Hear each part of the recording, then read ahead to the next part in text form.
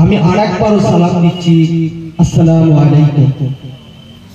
সাথে সাথে আমাদের এখানে জ্ঞানীজন, গুণীজন, বুদ্ধিজীবী, সমাজসেবক, সাথে সাথে আল্লাহর হাজি বান্দা মাওলানা সাহেব, সাধারণ জ্ঞানীজন, গুণীজন, খেটে খাওয়া মানুষ, শ্রমজীবী মানুষ, আমাদের এখানে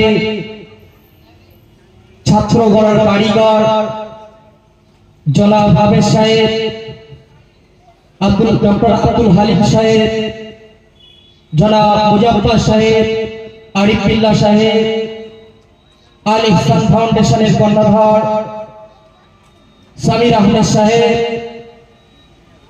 আরো এখানকার তরুণ জনপ্রিয় বক্তা নতুন উঠছে, সব বক্তব্য রাখছে মাওলানা মোহাম্মদ শাহাবুদ্দিন সাহেব, আবু সাহিদ সাহেব, মোহাম্মদ সাইফুল ইসলাম সাহেব, সাথে সাথে আমার সামনে বসে থাকা সকল ধর্মের মানুষ, সাথে সাথে বাবুরা, মায়েরা, বোনেরা, সকলকে আমি আমার আন্তরিক শুভেচ্ছা ও ভালোবাসা। আজকে অতিরিক্ত কথা বলার সময় নেই, অনেকক্ষণ থেকে আপনারা বসে আছেন আমি দেখছি, তো সমস্ত কিছুর একটা মানে ধৈর্য আছে, তো আপনারা ধৈর্য ধরে বসে আছেন। খুব ভালো একটা পরিবেশ, হয়তো আমরা অল্প লোক হলেও কিন্তু এই এত সুন্দর একটা পরিবেশ, আমরা কোনো হই হই করছি না, ভদ্রতার সহিত বসে আছি। কিন্তু আজকে এই যে বস্ত্র বিতরণ, আজকে আমরা একটা সুস্থ পরিবেশে, মানে আমরা এখন খুব ভালো পরিবেশে চলে এসেছি। আমাদের অভাব আছে, আবার নেই, কিন্তু এমন একটা সময় যেটা আমাদের মনে হয় রাসূল সাল্লাল্লাহু আলাইহি ওয়াসাল্লামের জীবনীতে পাওয়া যাচ্ছে যে মানুষ, আল্লাহ রাসূল এত কষ্ট করতেন যে ঠিক মতো খাওয়া হতেন না, কিন্তু আজকে সেই সময়টা নেই।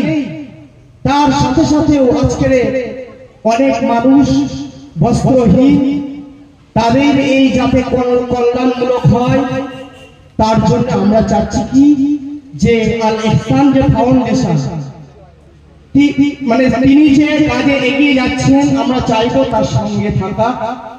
কেননা 10-এর লাঠি 1-এর বোঝা, হয়তো বা তার দ্বারা একা সম্ভব হয়ে কোনোদিন উঠবে না, বা আবার এর থেকে ভালো হতে পারে, কিন্তু সবাই চাইবো যে হিংসা না করে, যে আজকের এরকম একটা করছে, অনেকের মনে হিংসা তৈরি হচ্ছে, আবার অনেকের মনে না ঠিক আছে, এটা খুব একটা সুন্দর পরিবেশ তৈরি হচ্ছে, যে আমরা চাইবো আগামী দিনে যেন এটা আরো ভালো হলো।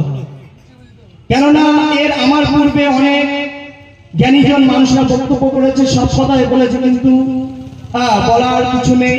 তো আমি এইটুকুই বলতে চাই যে আপনারা খুশি হলে, যে আমরা চাই যে সমাজের হাতে কিছু একটা করা, সেই জন্য আমাদের নেতৃত্ব ভাই সামির আহমেদ সাহেব এই আল ইহসান ফাউন্ডেশনটা করেছে, যাতে সবার সুবিধা উপকৃত হয়, তার জন্যই। তো আমি এর মধ্যে যদি কিছু ভুল ত্রুটি হয়ে মানে মার্জনীয় ক্ষমা করবেন।